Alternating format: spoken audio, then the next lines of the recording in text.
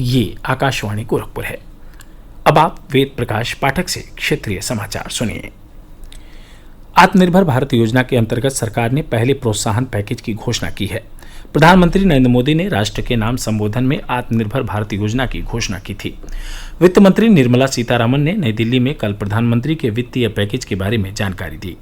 20 लाख करोड़ रुपए यानी देश के सकल घरेलू उत्पाद के 10% के बराबर के इस पैकेज से सूक्ष्म लघु और मध्यम उद्यमों, श्रमिकों, मध्यम वर्ग और उद्योगों समेत समाज के विभिन्न वर्गों को फायदा होगा। श्रीमती सीतारामन ने 6,40,000 करोड़ रुपए के 15 विशेष वित्तीय पैकेजों की घोषणा की। यह पैकेज एमएसएमई, विद्युत वितरण कंपनियों, रियल एस्टेट, मध्यम वर्ग, करदाताओं और अन्य लोगों से संबंधित हैं।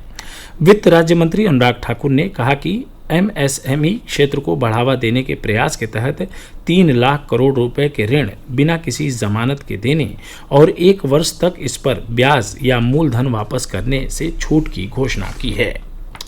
प्रधानमंत्री नरेंद्र मोदी ने कहा है कि वित्त मंत्री निर्मला सीतारामन की घोषणाओं से उद्योगों, खासतौर पर सूक्ष्म लघु और मध्यम उद्यमों की समस्याओं के समाधान में काफी मदद मिलेगी। श्री मोदी ने कहा है कि जिन उपायों की घोषणा की गई है उनसे बाजार में नकदी बढ़ेगी, कारोबारी अधिकार मजबूत होंगे और उनकी प्रतिस्पर्धा क्षमता सुदृढ़ होगी।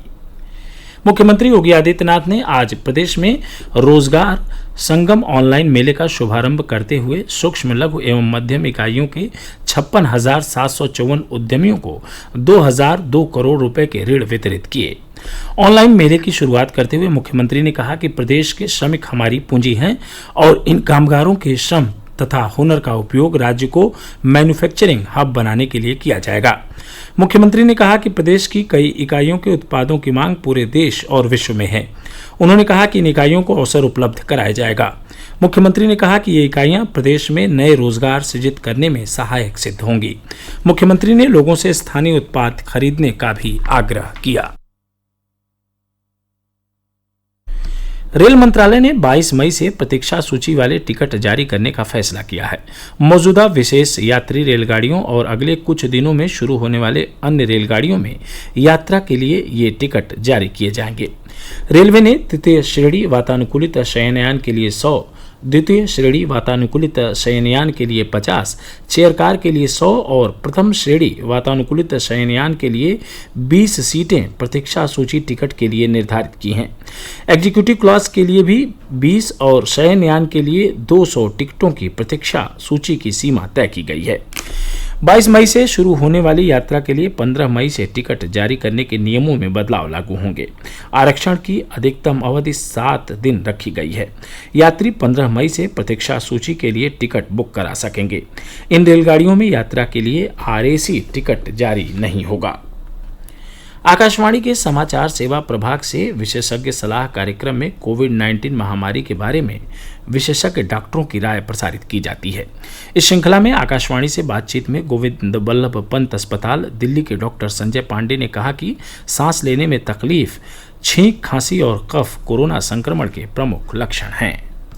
कोरोना का संक्रमण हो भी जाता है तो पास के जो भी अस्पताल है वहां मिले, अपनी जांच कराएं और जांच कराने पे अगर कोरोना आता भी है तो इसमें कोई पैनिक और बहुत ज्यादा घबराने की बात नहीं है। हाँ, अगर आपकी उम्र 60 से ज्यादा है या आपको पहले से हाइपरटेंशन, डायबिटीज या कोई और कोमॉर्बिड कंडीशन है तो आपको थोड़ा सा सतर्क रहने की जरूरत है।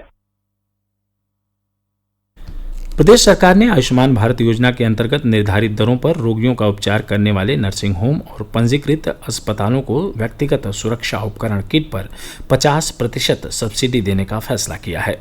सरकार आयुष्मान भारत योजना के अंतर्गत पंजीकृत अस्पतालों का पंजीकरण और 6 महीने भी बढ़ाएगी। मुख्यमंत्री योगी आदित्यनाथ ने कहा है कि निजी डॉक्टरों के सहयोग से कोविड-19 को आसानी से पराजित किया जा सकता है। इस बीच कोरोना वायरस अब राज्य के सभी 75 जिलों में फैल चुका है। हालांकि मरीजों की संख्या और मृत्यु दर कम बनी हुई है। विभिन्न मंचों से प्रसारित की जा रही फर्जी खबरों के खिलाफ सजग करने के प्रयासों के तहत तथ्य जांच करके आपको सही जानकारी दी जाती है। सोशल मीडिया और अन्य ऐप पर पोस्ट की गई एक खबर में दावा किया गया है कि सरकार ने लॉकडाउन प्रतिबंधों में ढील देने के लिए 18 मई से 3 सप्ताह के लिए 5वें चरण की योजना तैयार की है। यह पोस्ट फर्जी है। इसके साथ ही क्षेत्रीय समाचारों का बुलेटिन संपन्न हुआ। नमस्कार।